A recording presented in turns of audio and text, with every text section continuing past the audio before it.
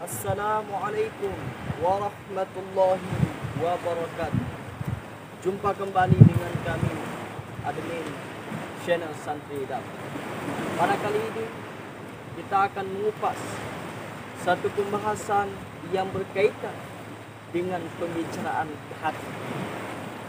Apa yang dimaksudkan dengan cinta yang hakiki? Sesuai dengan hadis Rasulullah sallallahu alaihi wasallam, la yu'minu ahadukum hatta yuhibbu li akhihi ma yuhibbu li nafsihi.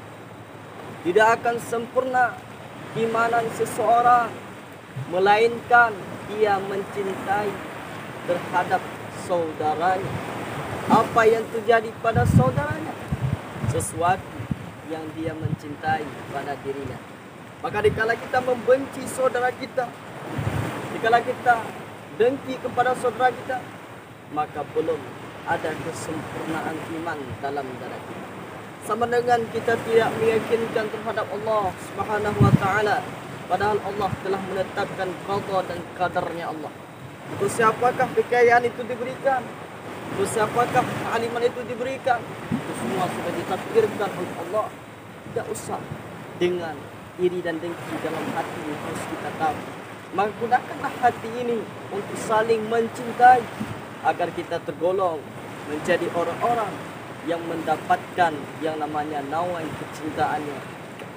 Karena cinta yang hakikat tersebut terdapat di saat keimanan kita akan sempurna nantinya. Keimanan itu akan sempurna di saat kita berhasil mencintai kepada saudara kita terhadap apapun bagaikan terjadi pada diri kita sendiri. Kita mencintai terhadap kebahagiaan pada diri kita. Begitu pula cinta kepada saudara kita. Bisa mereka itu meraih kebahagiaan sebagaimana yang kita rasakan.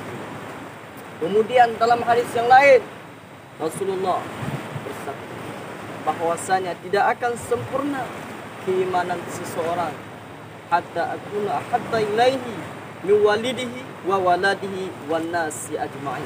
Tidak akan sempurna keimanan seseorang yang sehingga dia lebih mencintaiku, lebih menyayangiku daripada sayang dan cintanya kepada dua orang tua dia, sebagaimana dia cintai kepada anaknya dan kepada orang-orang yang saudara dia tersebut.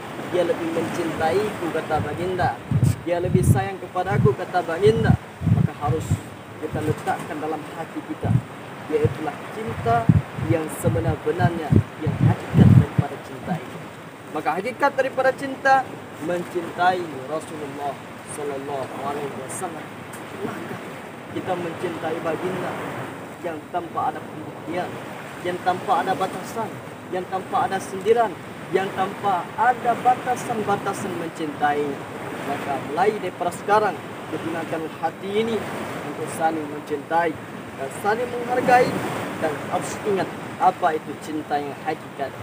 Cinta yang hakiki adalah mencintai Rasulullah sallallahu alaihi wasallam melebihi daripada segala-galanya. Maka oleh karena itu pemirsa yang kami muliakan, karena inilah kesempatan pada kali ini yang dapat kami sampaikan. Wabillahi taufiq wal hidayah. Wassalamualaikum warahmatullahi